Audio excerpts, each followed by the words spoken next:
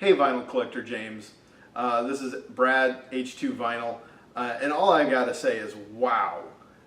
That is a wow of excitement for your 1,000 subs.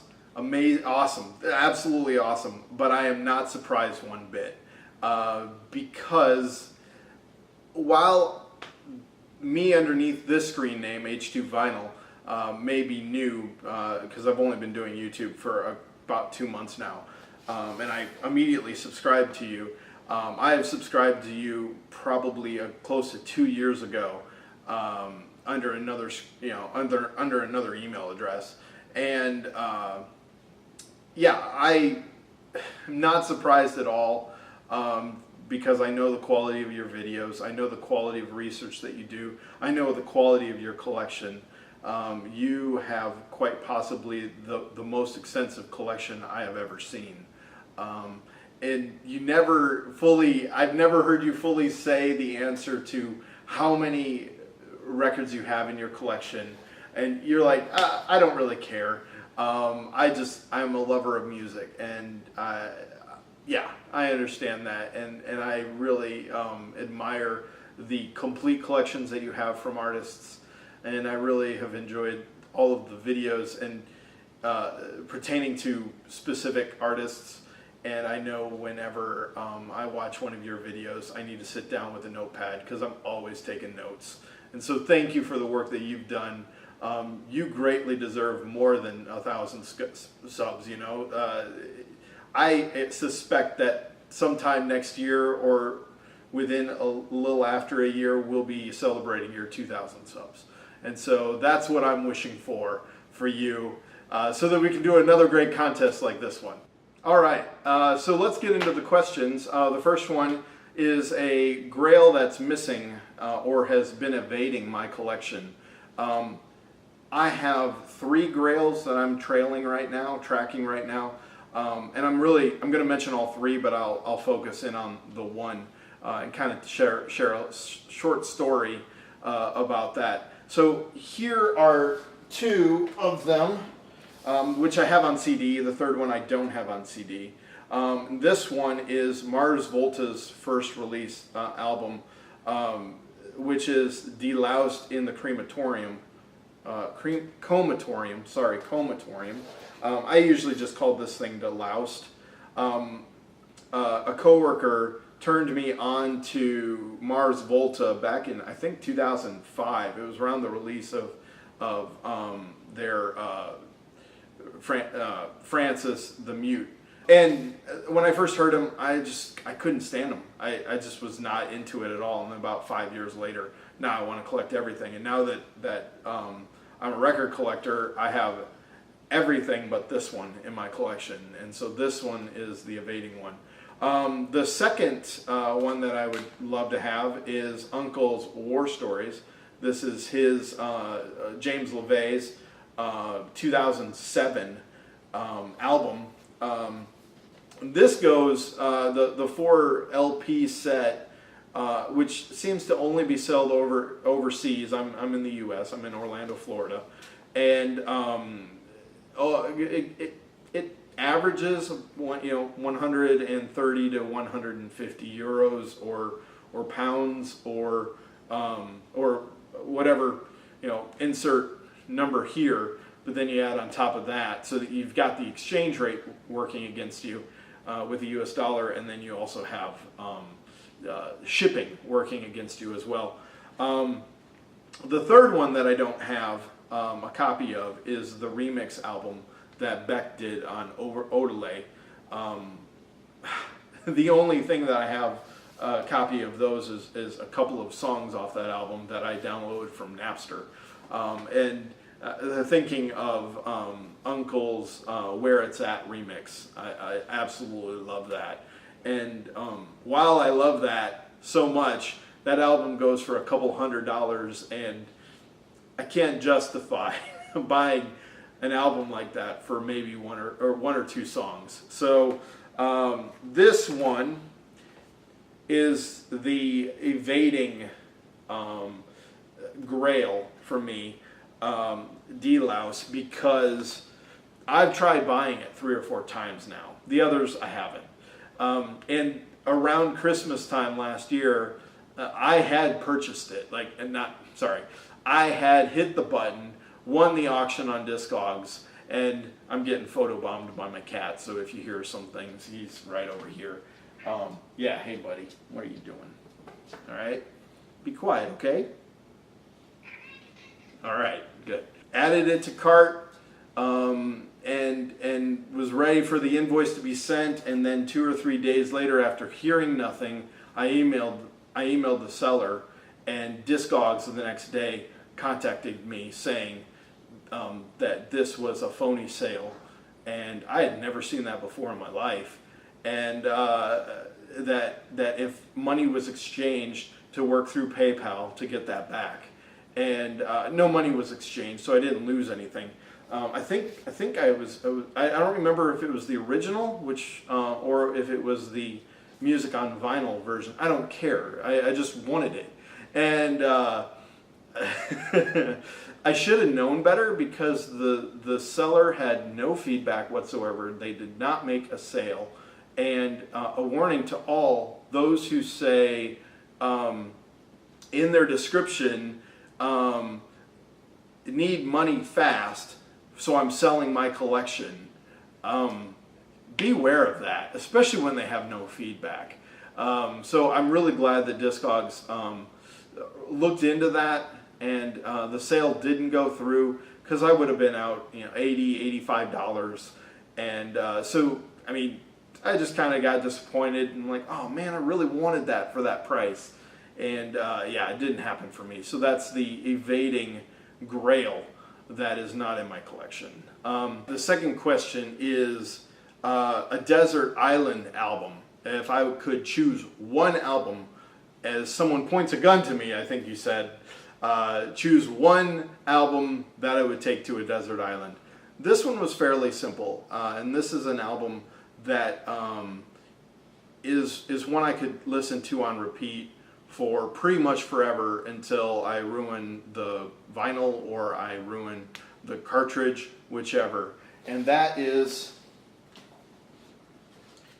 Queens of the Stone Age most recent album, which I think is 2013. This is Like Clockwork. I absolutely love Queens of the Stone Age. They're probably one of my favorite rock bands. I'll talk a little bit more about this on your final question, lyrics that I relate to. I hope it's not cheating naming a group again, James.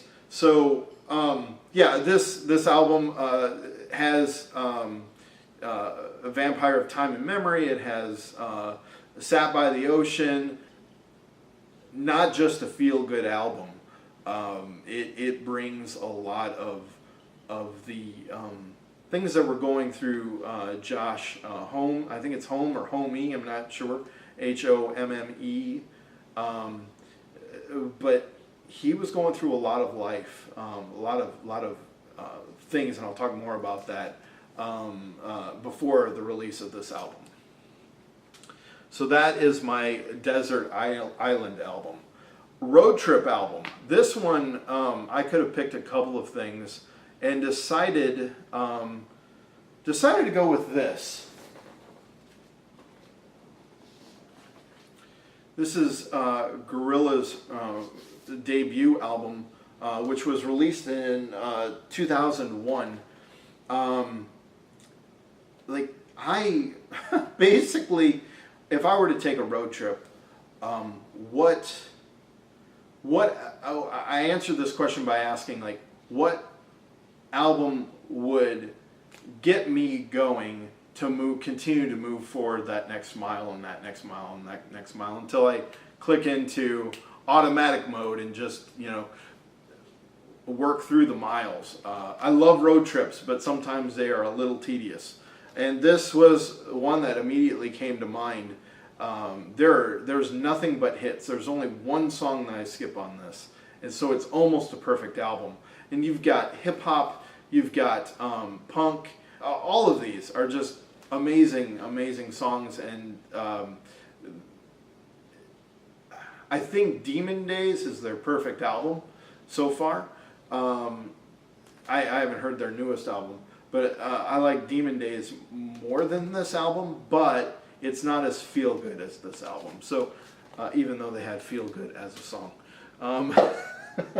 So that was the answer to the Road Trip album for me. The fourth is an unexpected album that friends would look and say, "Whoa, you got this?" That was tough until I looked through my collection and I'm like, oh yeah, here's one. And not only do I have one copy, but I have two. And that is the wrestling album that was released in 1985. This has all of the 80s wrestlers, minus Hulk Hogan, doing cover songs and making up their own songs as well. So you've got songs like Land of a Thousand Dances, you've got Don't Go Messing with a Country Boy by Hillbilly Jim, you've got Junkyard Dog singing a song Grab Them Cakes, you've got Derringer singing I Am a Real American, you've got the theme to the Hulk Hogan, Hulk Hogan's theme. You've got the Russian national anthem. You've got a whole bunch of weird things, and this was Record Store Days version.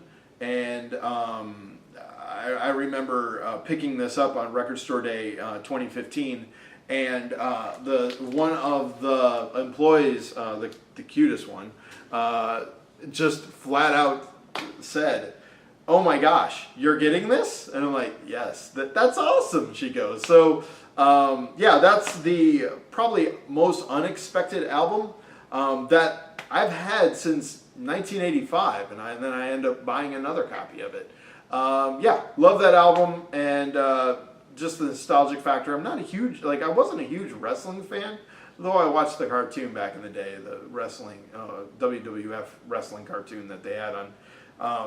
But anyway, I find it funny that existed, and yeah, and it's complete nostalgic for me now. So yeah. All right, question number 5: lyrics you relate to. So artist lyrics or band lyrics that I can relate to. This one was the toughest. This was the toughest question for me, because I often don't find myself listening to lyrics. I find myself being overwhelmed by the music and the instruments, and I also find myself diving into music that I don't necessarily engage with emotionally.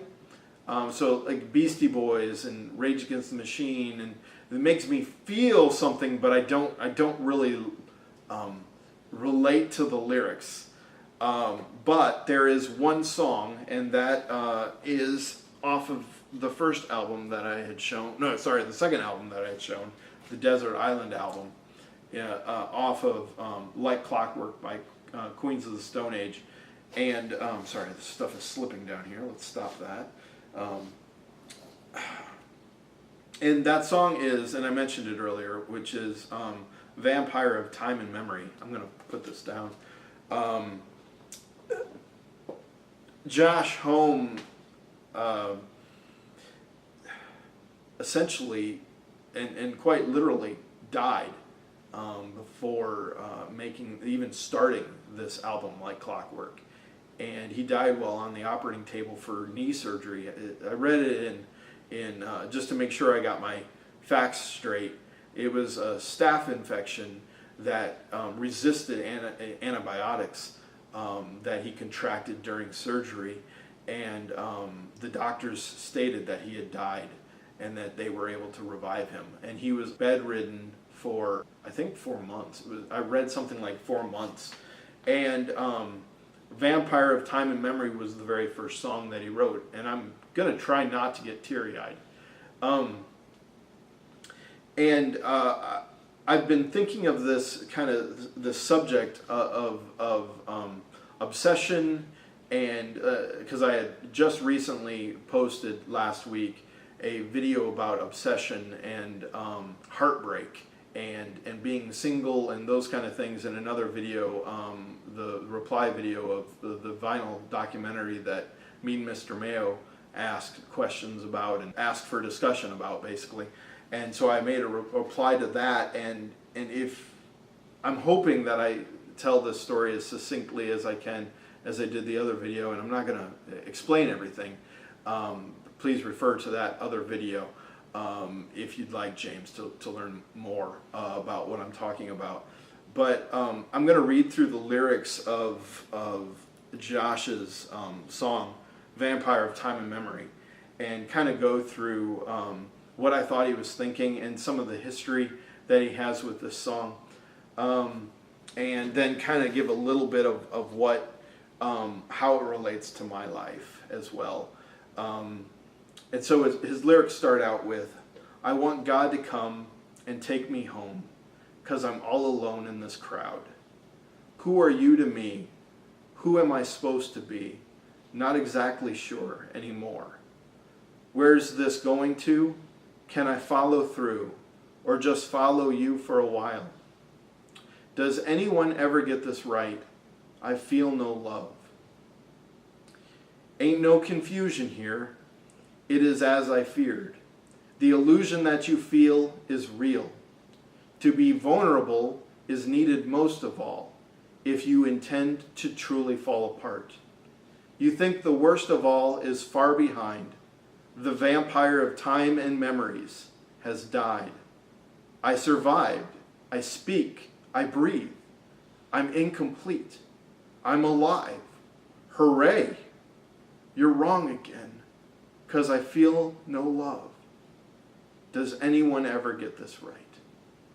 What I know based around this being his first song that he wrote for Like the Clockwork album,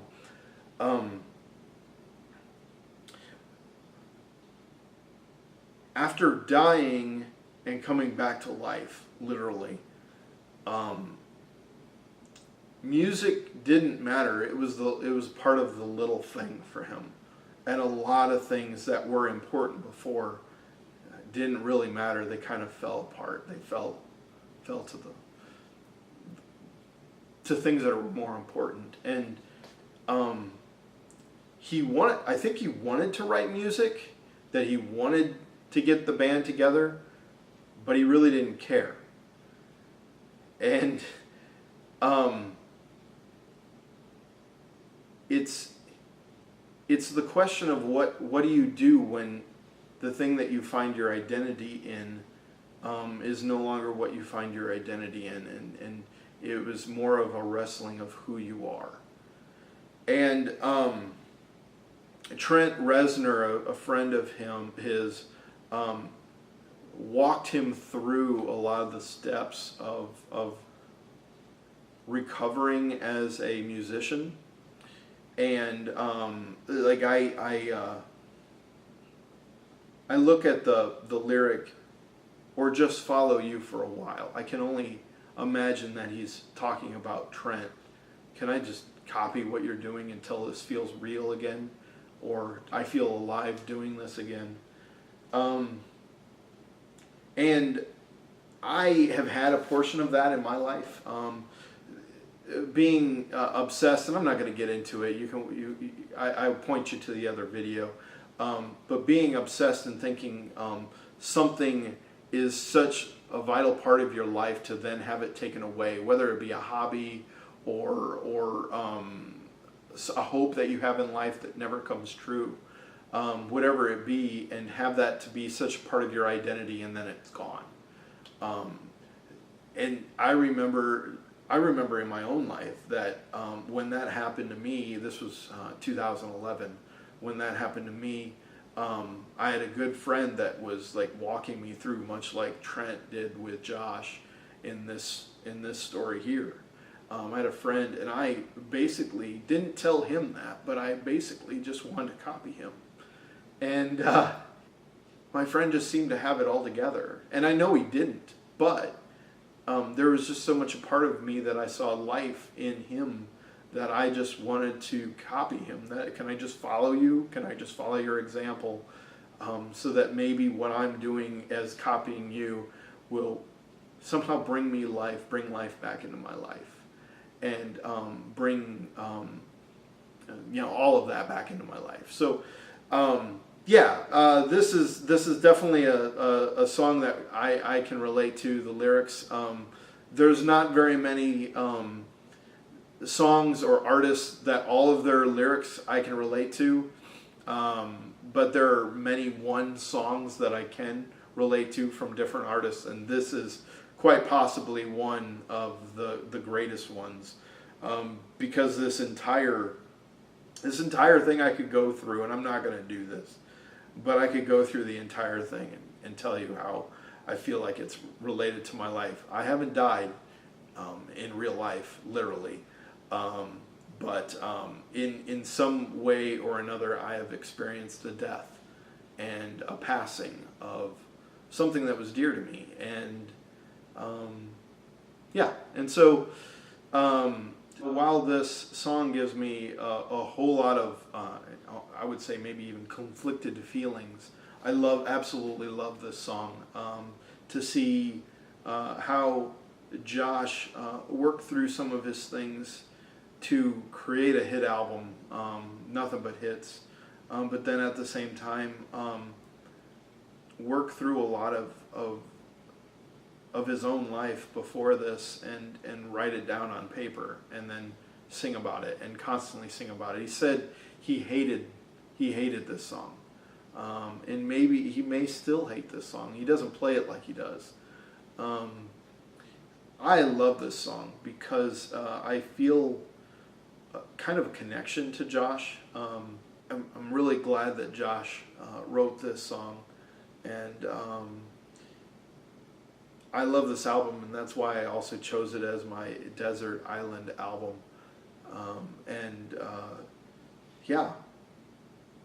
Cool. James, again, I just want to congratulate you for the 1,000 subs. Wow! And again, there's no surprise, only awe, basically, of the content that you create.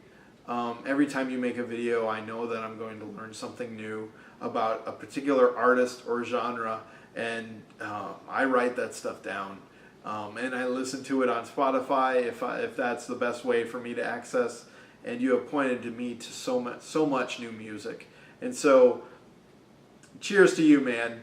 I look forward to another contest like this within a year or so with 2,000 subs. I actually kind of expect it. If it doesn't happen, it's all right, but I see it moving forward just every year. Let's gain another 1,000. And so congratulations, and I hope you're doing well, and that you enjoy all of the videos and the choices that people bring in for your contest. Have a great one, and we'll talk to you later.